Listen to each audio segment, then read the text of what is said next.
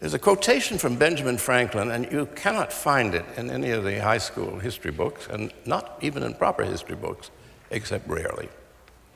And it occurred, Franklin has always been depicted as one of the great bores of the founding fathers, and he, of course, was one of the most interesting.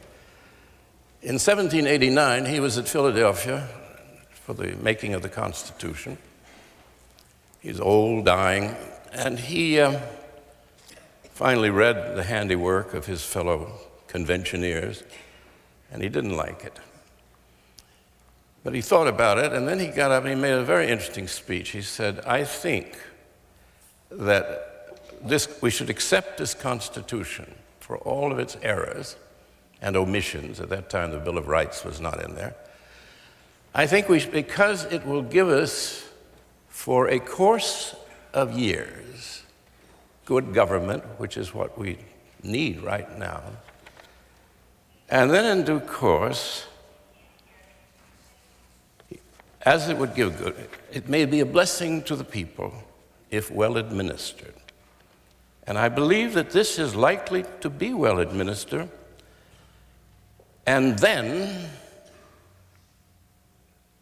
only end due to the corruption of the people in despotism, which will be the only form of government suitable for them.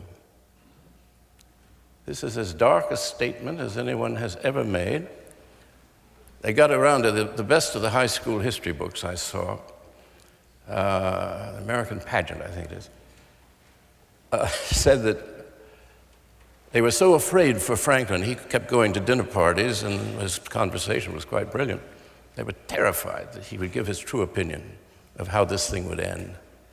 So they had a couple of young men going around with him, sitting on either side. So when Benjamin Franklin said, well, let me tell you about the Constitution, they'd say, good, you pass the salt, Mr. Franklin. I thought of that, needless to say, when Franklin's prophecy came true in December 2000.